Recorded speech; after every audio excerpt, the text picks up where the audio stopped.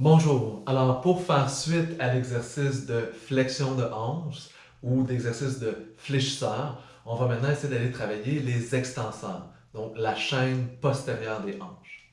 Alors, on recommence de la même façon. On va encore essayer de créer une traction et ensuite, on va essayer de l'activer tout ce qui est l'arrière des jambes, donc ce qui est les cuisses et bien sûr, pas les cuisses, mais bien sûr l'arrière des cuisses et les fessiers.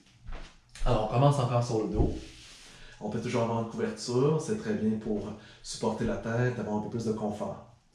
On a les jambes assez larges et on commence par soulever comme ça les épaules, les éloigner encore une fois du bassin pour vraiment maintenir cette longueur qu'on veut absolument entre la cage et le bassin. Ensuite, je lève le bassin, je tire avec les pieds pour éloigner le bassin de ma cage thoracique et le poser au sol un peu plus loin du point de départ. Ensuite, je vais allonger les jambes. Maintenant, cette fois-ci, on peut relâcher les bras le long du corps, mais maintenir quand même la longueur entre la cage et le bassin. Mes jambes sont fermes et je vais juste plier un peu, okay, à peu près un pli dans les genoux, de sorte qu'on peut encore voir les orteils. Alors, c'est pas très plié.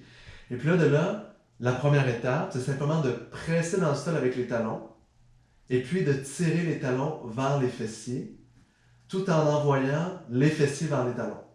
Alors, on va commencer à sentir une tension dans les ischio-jambiers, une chaleur, une contraction. On maintient ça, et puis on peut relâcher.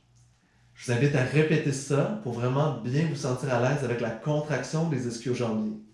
Donc, je presse dans le sol avec les talons, et je m'imagine une ligne des talons jusqu'aux fessiers, donc les ischions, si on peut dire, et je veux rapprocher ces deux points, sans faire le mouvement, mais juste l'action qui devrait solliciter les ischio-jambiers. Une fois qu'on est certain qu'on a ça, certaine, on va engager et puis on va presser à l'aide des fessiers le bassin vers le haut. Donc là, je vais avoir un engagement qui est la chaîne postérieure de mes cuisses, les ischio-jambiers et les fessiers. Puis on essaie de maintenir ça un bon 10 secondes si on peut. Donc ça crée une ouverture de l'avant, donc des fléchisseurs, parce que l'arrière, les extenseurs sont très contractés, très activés. Et puis, on peut déposer. On répète ça plusieurs fois, vraiment plusieurs fois dans le sens peut-être plusieurs mois. Et quand on se sent très fort, je vous propose la troisième étape. La première était sans soulever le bassin. La deuxième était avec soulèvement du bassin, donc avec l'aide des grands fessiers aussi. Je vais essayer maintenant de garder le bassin très stable, autant latéral, et donc à niveau, que dans l'anté et la rétroversion. Donc, je vais avoir une stabilité. J'essaie de conserver ça et vous allez voir, ce ne sera pas facile. Je vais tenter de lever la jambe droite. Donc, je vais devoir transférer mon poids un peu à gauche et je vais voir est-ce que je peux lever le talon droit tout en maintenant la stabilité du bassin. Et puis on revient, on essaie de restabiliser parce qu'on a sûrement bougé un peu. On réorganise avec la chaîne postérieure, la fessiers, les ischios et on va transférer à droite. Et puis hop, on lève. On essaie de maintenir ça. Donc je dois vraiment le contracter toute l'arrière. Et puis on dépose. C'est vraiment dans les ischio-jambiers, les fessiers et on travaille volontairement ces muscles-là. Et puis tranquillement, on peut relâcher. Donc c'est vraiment 3 étapes. Il faut les faire à son rythme, à sa force.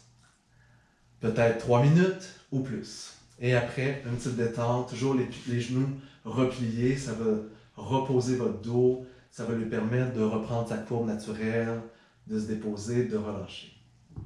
Et on peut toujours revenir à une respiration dans l'abdomen, très relax, sans effort.